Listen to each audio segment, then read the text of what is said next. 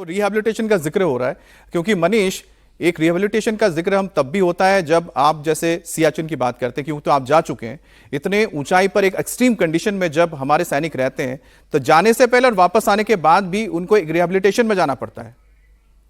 अमित, ये जो एक्लिमेटाइजेशन है ना, मतलब अगर आप सीधा सीधा यहां समझें, क्योंकि बहुत ही, जब भारतीय वायुसेना ने अपने 4 ऑफिसर्स को भेजा इस प्रोग्राम के लिए, तो उस समय बहुत ही माइन्यूटली मैंने इसको मॉनिटर किया और उसके अलावा बिल्कुल, और फिर उसके बाद आप सुनीता विलियम्स का देख लें या फिर बुच विल्मोर और साथ में एलेक्स और निक, इन चारों को पूरी तरीके से ट्रेंड किया गया पहले जाने से पहले भी। और आपने नासा की प्रेस कॉन्फ्रेंस में सुना होगा कि वो जिक्र कर रहे थे क्रू 11 का, यानी जो आने वाले टाइम पर जून या जुलाई के महीने में क्रू 11 जो होगा, उसकी तैयारी अभी से नहीं बल्कि कई टाइम पहले से, करीबन 1-2 साल पहले से ही शुरू कर दी गई होगी, ताकि वो बिल्कुल स्लॉट के हिसाब से करा जाए। अब भारत के रेफरेंस में भी यही है जिसका जिक्र आप थोड़ी देर पहले कर रहे थे कि 4 ऑफिसर्स हैं, उसके अलावा उनको भेजने की तैयारी है। जब मैंने कहा कि सेकेंड लेयर भी तैयार किया जा रहा है, तो ठीक उसी तरीके से सीक्वेंसिंग तैयार की जा रही है। हालांकि ये बहुत ईजी टास्क नहीं है, इसे 45 से 50 दिन का वक्त लगेगा, जब सुनीता विलियम्स और साथ में विल्मोर, उसके साथ निक और एलेक्स, वो पूरी तरीके से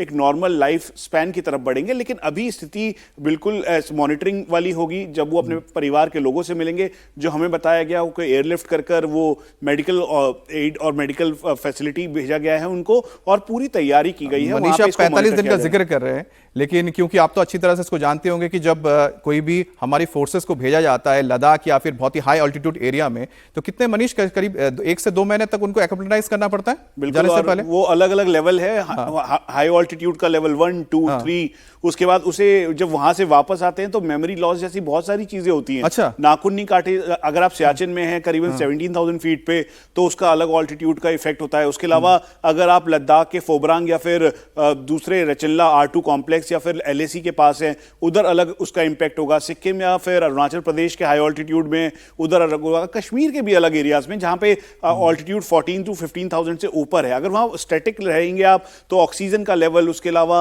जो बाकी चुनौतियां हैं वो देखने को मिलेंगी। और ये कहा जाता है कि जब हाई ऑल्टीट्यूड में, अभी जैसा सर बता रहे थे, सौम्य दत्ता बता रहे थे कि उनको एक प्रॉपर रूटीन एक्सरसाइज बताया जाता है, तो सियाचिन में जब रेफरेंस के तौर पे देखेंगे, हाई ऑल्टीट्यूड है, 17,000 फीट है, स्नो कवर्ड एरिया है, ऑक्सीजन बहुत कम है वहां पे। वो भी कहते हैं कि आपको योगा कीजिए लेकिन आप एक्सरसाइज बहुत कम कीजिए। तो इसी तरीके से बहुत ही वेल प्लान तरीके से ये जो एस्ट्रोनॉट हैं, इनको ये पूरी प्रॉपर एक्सरसाइज बताई, और उसकी तस्वीरें हमने कई बार देखी। सुनीता विलियम्स योगा करते हुए या सुनीता विलियम्स एक्सरसाइज करते हुए या वो ट्रेडमिल में भागते हुए दिखाई दी। उसके अलावा जो विल्मोर थे वो वेटलिफ्ट, मतलब वो ट्रेडमिल या क्रॉस ट्रेनर की तरह वो दिखाई दिए। तो ऐसी कई सारी तस्वीरें देखने को मिली, मनीष बता रहे हैं, करती है, क्योंकि मनीष ने बहुत करीब से देखा है कि किस तरह से जो हमारी फोर्सेस हैं, जब उनको हाई ऑल्टीट्यूड में भेजा जाता है, उससे पहले ट्रेनिंग होती है। और आप तो सोचिए कि धरती पर रहते हुए अगर आप 17,000 18,000 फीट की ऊंचाई पे जा रहे हैं, तब आपको करीब 1-2 महीने वक्त लगता है आने, जब जाते हैं वापस आते हैं, ताकि आप सामान्य हो सके। तो आप सोचिए, ये तो करीब 450 किलोमीटर, 450 किलोमीटर, हाँ 450 किलोमीटर की दूरी पर वहां से वापस लौटे, तो उनको कितना वक्त लगेगा। अच्छा, सौम्या जी कुछ बोलना चाह रहे हैं। सौम्या जी, ये आप जरूर बताइएगा कि ये जो हम वक्त जी जो वक्त ये लगता है, ये वक्त कितना जरूरी है सामान्य होने के लिए, क्योंकि सुनने में तो लगता है सामान्य होना, लेकिन बहुत असामान्य चीज है ये। देखिए, जो ऊंचाई में जाने का जो बात हुआ, मैं एक्टिव माउंटेनियर था, मैंने 18,500 हजार फीट में बहुत टाइम बिताया। तो इसके लिए 1 महीना 15 दिन नहीं लगते हैं, क्योंकि बेसिकली कुछ प्रिंसिपल्स है। हम जब पहाड़ में जाते हैं, बहुत ऊंचाई में जाते हैं, और मैं एक बार नहीं, मैं करीब 12-14 ऐसे एक्सपीडिशन हाई एल्टीट्यूड ट्रैक में गया, जहां 16, 17, 18 से ऊपर में मैंने गया और काफी दिन रहा। तो एक्लिमेटाइजेशन जिसको बोलते हैं हम, ये जो स्पेस में जाके ग्रेविटेशन, माइक्रोग्रेविटी में रहने का जो एडजस्टमेंट, उससे थोड़ा अलग है। इसमें जो कमी है वो है ऑक्सीजन का कमी, ऑक्सीजन का एटमॉस्फेयर में थिननेस। उसके लिए आपको 3 दिन 4 दिन समय लगता है। जैसे एवरेस्ट बेस कैंप आप ट्रेक करें, आप एकदम कोई फ्लाइट लेके लद्दाख चले जाए, ले चले जाए, तो आपको थोड़ा दिक्कत होगा। आप यदि कश्मीर से कारगिल होके 2 दिन में यदि आप ले पहुंचे, तो वो 2 दिन में आपको बॉडी धीरे धीरे एक्लिमेटाइज करेगा। और जिनके पास वो टाइम नहीं है, उसके लिए जो कुछ मेडिसिन भी है, जो आपको ब्लड को थोड़ा थिनिंग करते हैं, ब्लड में रेड ब्लड सेल्स को बढ़ाते हैं, क्योंकि red blood cell oxygen carry करते हैं। तो मैंने अपना ये बहुत इतना लंबा टाइम नहीं लगता है, ये 2-3 दिन 4 दिन के अंदर आप 18-19 हजार तक एक्लिमेटाइज कर सकते हैं। लेकिन हम इसमें ऑडिट करते हैं जो वर्क हाई स्लीप लो, माने ऊंचाई में जाके वर्क करो, थोड़ा नीचे आके स्लीप करो, वो बहुत ज्यादा जल्दी आपको एक्लिमेटाइज करवाते हैं। And this is I am saying from my personal experience of multiple times. Sir ये बता दीजिए कि जब हमने कई सारी तस्वीरें देखी और जब लास्ट टाइम भी जब सुनीता विलियम्स आई थी तो उस दौरान ये देखने को मिला कि एक जैसे ग्लास उन्होंने पकड़ा तो उनको आदत लग चुकी है कि ग्लास उस पर फ्लोट करता हुआ या ऐसे दिखाई देगा, वो लेकिन नीचे गिर गया, इम्पैक्ट दिखाई दिया। एक वीडियो था एक एस्ट्रोनॉट का जिसमें वो चल रहे थे, चलते चलते उनका इम्पैक्ट हुआ। तो ऐसे ये जो अगले आने वाले 50 दिन या 1 महीना 2 महीना है, इसमें कैसे इम्पैक्ट दिखाई देगा? ये जो चारों एस्ट्रोनॉट हैं जो आए हैं, साधारण शब्दों में अगर आप ऑडियंस के लिए बता सकें और बता सकें कि जो आपको सुन रहे हैं कि क्या क्या चेंजेस दिखाई देंगे जिसमें आप ये समझे कि वो चलते चलते उनको कुछ और फील होगा, क्योंकि माइक्रो ग्रेविटी वहां पर है लेकिन यहां तो बिल्कुल अलग एनवायरनमेंट मिलेगा, टेंपरेचर अलग होगा। बिल्कुल यहाँ देखिए, यहाँ उनको जो एग्जांपल आपने दिया, जो उदाहरण दिया, वो बेसिकली जो आपको मसल्स एंड बोन, आप स्पेस में माइक्रोग्रेविटी एनवायरनमेंट में, स्पेस में नहीं, स्पेस में यदि एक स्पेसक्राफ्ट एक्सीलरेट कर रहा है, स्पीड बढ़ा रहा है, तो आपको ग्रेविटी का फीलिंग, सिमिलर ग्रेविटी का फीलिंग होगा, फोर्स फीलिंग होगा। लेकिन जब आप ऑर्बिट में फ्री फॉल में है तब आपको एक फ्लोटिंग फीलिंग होगा ना, आपको कोई फोर्स पुल नहीं कर रहा है। तो उसमें क्या होता है, क्योंकि हम कितनी जोर से किसी चीज को पकड़ेंगे व किसी चीज को धक्का देंगे, ये सिर्फ मसल का ऊपर नहीं होता है, ये ब्रेन और मसल का कोऑर्डिनेशन होता है। ब्रेन देखते हैं, फील करता है कि इतना जोर में मैं इसको पकड़ रहा, और लेकिन मैं बहुत हल्का चीज को जब पकड़ूंगा तब बहुत लाइटली पकड़ूंगा, एक फूल को जब पकड़ूंगा तब बहुत लाइटली पकड़ूंगा। ये ब्रेन कंट्रोल करते रहते हैं। अब जब लो अर्थ ऑर्बिट में लंबा ड्यूरेशन रहा तब ब्रेन ये कोऑर्डिनेटेड हो गया कि किसी भी चीज को पकड़ने के लिए बहुत कम फोर्स अप्लाई करना पड़ता है, किसी भी चीज को यहां से वहां ले जाने के लिए बहुत कम फोर्स अप्लाई करना पड़ता है। फोर्स अप्लाई करना पड़ता है, बिना फोर्स वो यहां से वहां नहीं जाएगा, लेकिन वो बहुत कम फोर्स होगा। तो ये जो ब्रेन और मसल का ये कोऑर्डिनेशन, ब्रेन और बोन मसल टेंडन का कोऑर्डिनेशन, ये ब्रेन से होता है। हाँ, तो ये थोड़ा सा आपको अडॉप्ट करना पड़ता है। लेकिन मेरा उम्मीद है जो इतना एक्सपीरियंस एस्ट्रोनॉट्स है, क्योंकि सुनीता विलियम्स का ये फर्स्ट स्पेस मिशन नहीं है, 2006 में उन्होंने स्पेस शटल में पहला बार गए थे, तो बहुत एक्सपीरियंस एस्ट्रोनॉट्स है ये सारे। तो इनको विद इन ए मंथ, 1 महीना के अंदर ये ब्रेन और मसल और बोन का जो कोऑर्डिनेशन है ये वापस आ जाएगा। जो टाइम लगते हैं वो मसल और बोन का स्ट्रेंथ, जो जोर है, वो डेवलप करने में फिर थोड़ा टाइम लगता है। सौम्य जी, इसलिए तो क्विक दिन में हो जाता है। देखिए, इसको बोलते हैं कि सिर्फ लोगों को लगता हो कि आपके जो दिमाग है वही मेमोरी रखता है, तो ऐसा नहीं है। आपकी जो मांसपेशियां होती हैं उसकी भी एक मेमोरी होती है, मसल मेमोरी जिसे कहा जाता है। तो आप लोग सोचते हो कि यहाँ पर ही मेमोरी होती है, नहीं, आपके जो हाथ पांव जो मसल्स हैं उनकी भी एक मेमोरी होती है, उनको भी याद दिलाना पड़ता है कि आपको उंगलियों से ऐसे पकड़ के ग्लास को उठाना है, पीना है। निमिष जी, कितना जोर लगाना है, कितना जोर नहीं लगाना है, बिल्कुल, जो मेमोरी है उसको वापस लेकर आना पड़ेगा। अच्छा, एक जो मैंने पढ़ा था कि करीब 2.5 घंटे का एक शेड्यूल होता है हर एक एस्ट्रोनॉट का जो इंटरनेशनल स्पेस स्टेशन जाता है। 2.5 घंटे में उसको रोजाना निकालना पड़ता है। उसमें उनके लिए एक वहां पर ट्रेडमिल रखा हुआ है, एक साइकिलिंग का रखा हुआ है, एक्सरसाइज का। हाँ, तो निमिष जी, ये जो रूटीन होती है उनको बिना चूके पूरी करनी पड़ती है। कितना महत्वपूर्ण है कि ये जो 2.5 घंटे उनके लिए पूरे दिन में, एक एस्ट्रोनॉट के लिए जो स्पेस स्टेशन में है? बिल्कुल, ये जैसा कि सौम्य जी ने बताया कि ये कि उनका पूरा एक ट्रेनिंग का पार्ट होता है, उनको ये पूरी ट्रेनिंग देके वहां भेजा जाता है और वो वर्कआउट करते हैं, वो जिम करते हैं, और अभी योगा भी उसमें शामिल हो चुका है जो अभी सुनीता जी ने किया और सबने देखा। तो ये बहुत आवश्यक है अपने आप को, अपने शरीर को उस स्पेस स्टेशन के अनुकूल बनाने के लिए और माइक्रोग्रेविटी के अनुकूल बनाने के लिए, क्योंकि अगर आप ये नहीं करेंगे तो फिर आपका जो मतलब जिस तरह की कोशिकाएं आपकी हैं जो एकदम जीरो वहां पर ग्रेविटी फील कर रही हैं, उसको संग बैलेंस बनाने में आपको बहुत मुश्किल होगी। तो वो कम से कम आप का कंट्रोल रहे आपके शरीर पे। तो ये सारी चीजें वहां की गई और लगातार की गई, और जिस तरह से वहां इसीलिए हम तस्वीरें देखते थे कि जहां पर सुनीता विलियम दौड़ती हुई नजर आ रही है ट्रेडमिल्स पर, कुछ उनके जो साथी हैं वो साइकिलिंग करते हुए नजर आ रहे हैं, तो लोगों को लगता हो कि शायद थक गए हो, बोर हो गए तो इसलिए दौड़ रहे। नहीं, ये उनके रूटीन है, उनको रोजाना करना है बिना किसी चूक के। सौम्य जी, एक जो बात आती है कि जब स्पेस में जो कोई जाता है एस्ट्रोनॉट, बताया जाता है उनकी जो लंबाई है यानी कि जो हाइट है करीब 3% वो बढ़ जाती है। ये कैसे होता है? ये देखिए, ये तो ऑब्वियस है, जो माइक्रोग्रेविटी एनवायरनमेंट में लंबा ड्यूरेशन रहेंगे ना, क्योंकि हमारे शरीर में हर कुछ सालों में सारे कोशिकाएं रिप्लेस्ड होते हैं जी। मतलब हम मरने तक जितनी उम्र होता है उतना वो स्पीड कम हो जाता है, लेकिन हर वक्त नया सेल्स डेवलप होता है, कुछ सेल्स मरते हैं। और ग्रेविटी में जितनी ग्रेविटी के एनवायरनमेंट में हम रहते हैं वो हमें ऊपर से नीचे खींच रहा है और हमारे बॉडी उसका खिलाफ फोर्स लगा के ऊपर जा रहा है। तो जब आप ये जो रूटीन में हम पैदाइश से एकदम पैदा होने का पहले से तो उसके और अभी तक जो हमने बिताए, तो ये कंटिन्यूअस हम कर रहे हैं। लेकिन जब हम स्पेस स्टेशन में है, यदि हम चंद्रमा में परमानेंट बेस बनाएंगे, तो चंद्रमा में यदि परमानेंट बेस बनाएंगे तो 1/6 ग्रेविटेशनल फोर्स है। तो चांद में जो लोग ज्यादा देर रहेगा वो लंबा होके फिर वापस आएगा, यदि वापस आएगा। पर मानिए चांद में यदि ह्यूमन परमानेंट सेटलमेंट हो जाए, वहां लोग लंबे ड्यूरेशन वहां कॉलोनी बनाए, सिर्फ चांद में ही रहे, तो आप कुछ जनरेशन बाद, कुछ पीढ़ियों के बाद देखेंगे वो लोग थोड़ा और लंबा है धरती का लोगों से, क्योंकि वहां ग्रेविटी उनको कम खींच रहा है। लेकिन उनका जो पहले जो ये करना था वो एक ही है।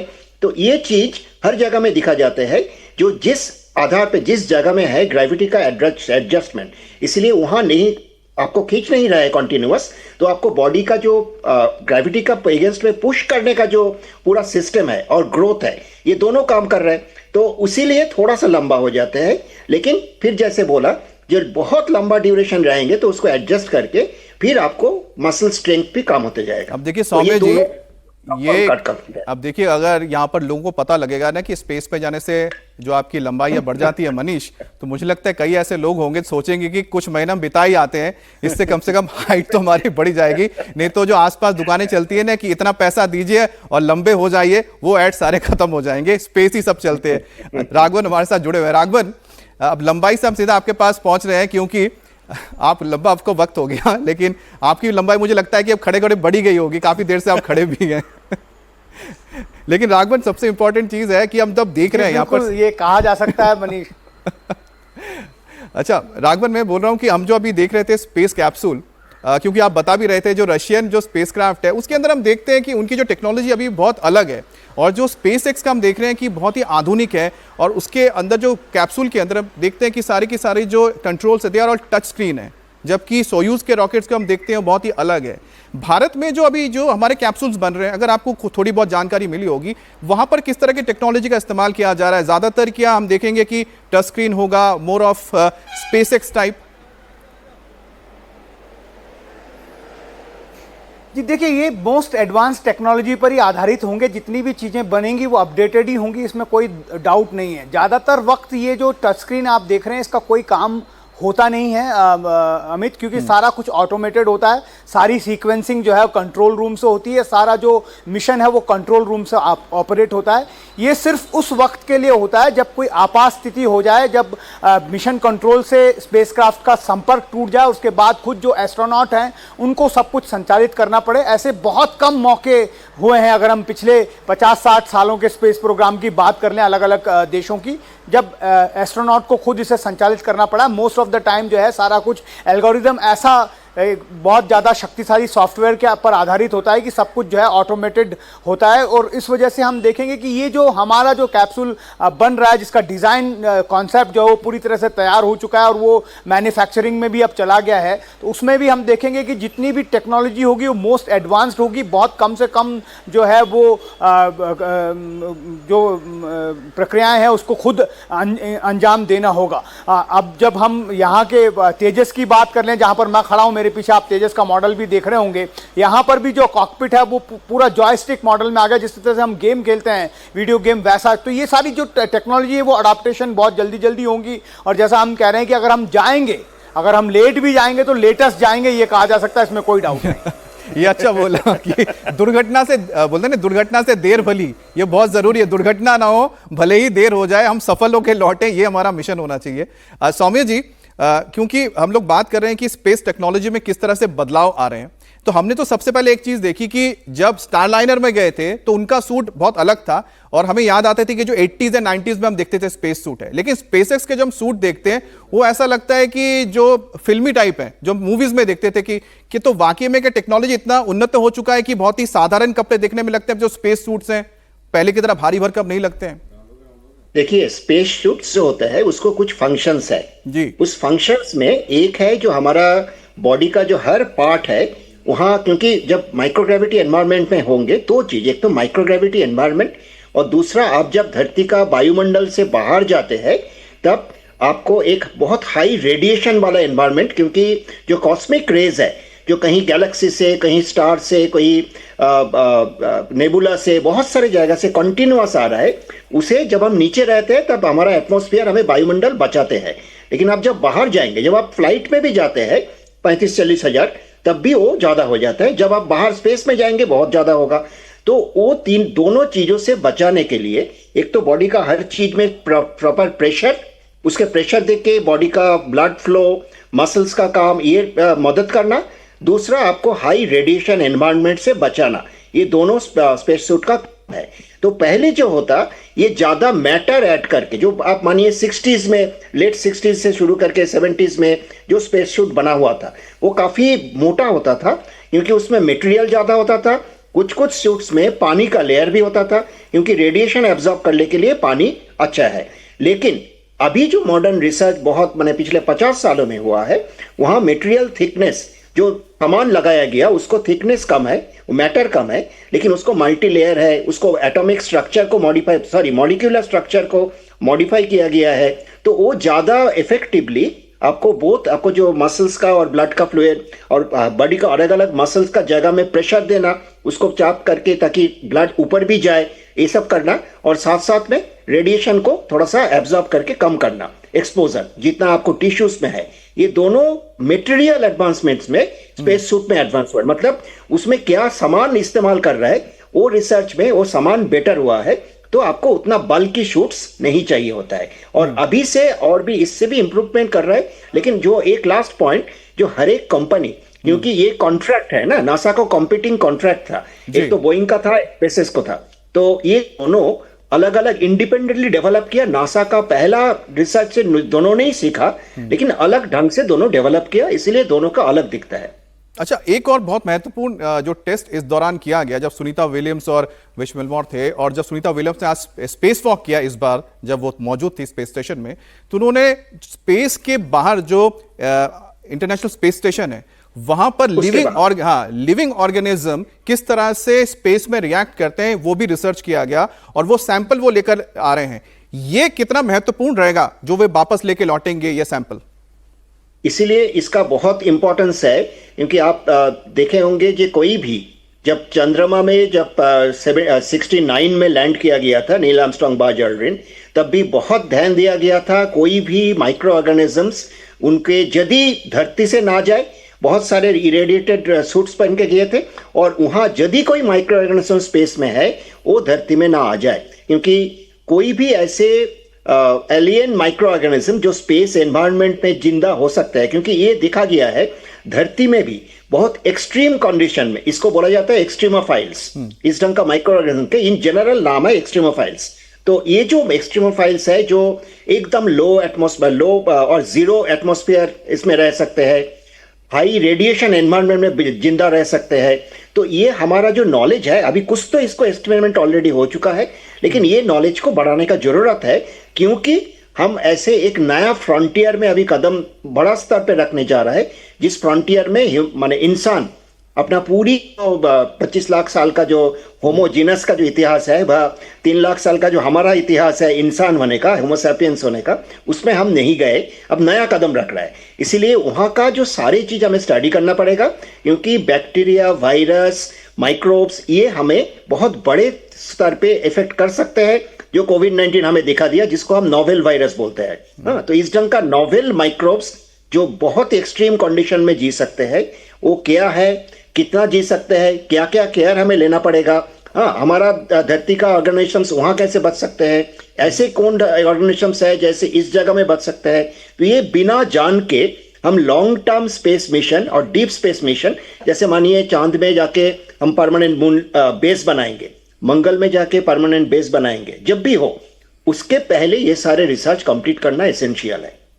अब आपने जिक्र किया कि मून मिशन हो, उसके बाद मार्स का मिशन हो, तो आर्टेमिस जिसका आपने जिक्र किया था उसके साथ तो अब भारत भी जुड़ गया है, तो भारत के लिए भी एक मौका होगा कि जो स्पेस स्टेशन तैयार होगा आर्टेमिस के द्वारा, इसके द्वारा मून पे, आर्टेमिस के द्वारा।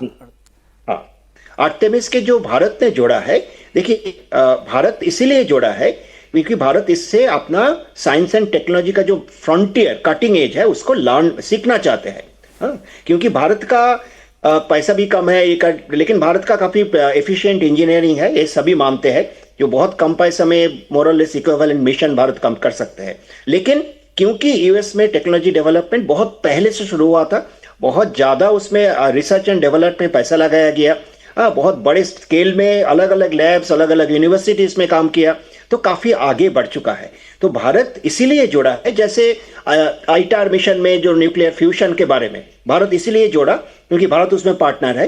यहाँ भारत एक लर्निंग पार्टनर इसमें जोड़ा क्योंकि भारत अपना कैपेसिटी भी बढ़ाना चाहते हैं और आपको जीरो से सब कुछ यदि स्क्रैच से डेवलप करना पड़े तो उसमें बहुत लंबा टाइम लगता है और उसमें बहुत ज्यादा खर्चा भी होता है। तो आप जब एक एग्जिस्टिंग टेक्नोलॉजिकल मिशन से जुड़ते हैं, उससे ऑलरेडी कुछ लर्निंग, कुछ नॉलेज आप ले सकते हैं, उसके साथ आपको जो इनोवेशन, ये दोनों जोड़ के आप जल्दी से आगे बढ़ सकते हैं। तो भारत का एस्ट्रोनॉट पहले ही जाके मून में जाएंगे ऐसे नहीं होगा। जो हमने अभी तक देखा है, भारत का कोई एस्ट्रोनॉट जाके इंटरनेशनल स्पेस स्टेशन में भी अभी तक नहीं गया ना, बहुत क्लियर है। हाँ, अभी जाने वाले, अच्छा वो आपने जिक्र किया स्वामी जी, हाँ, बिल्कुल, क्योंकि अब जाने वाले हैं, बिल्कुल, हाँ, जो क्योंकि स्क्वाड्रन लीडर शुक्ला नाम है ना मनीष, हाँ, जो जाने वाला है स्क्वाड्रन लीडर शुक्ला, तो स्क्वाड्रन लीडर शुक्ला जो ग्रुप कैप्टन, अच्छा ग्रुप कैप्टन शुक्ला जब जाएंगे तो उनके लिए एक बहुत अच्छा मौका होगा इंटरनेशनल स्पेस स्टेशन में। निमिष जी, ये अब राकेश शर्मा जो गए थे, सबसे मुझे लगता है पहला जो भारतीय अंतरिक्ष यात्री थे, उसके बाद अब वक्त आ रहा है यहां पर ग्रुप कैप्टन शुक्ला का। ये भारत के लिए कितनी बड़ी उपलब्धि रहेगी, लेकिन वक्त बहुत ज्यादा लगा दोनों के बीच में। देखिए, भारत का अंतरिक्ष कार्यक्रम अगर आप देखें पिछले कुछ सालों में, अगर हम नंबर एक स्टार्टअप्स की बात करें, स्टार्टअप्स हमारे पास अभी 3 साल पहले 2-3 थे, उंगलियों पे हम गिन सकते थे।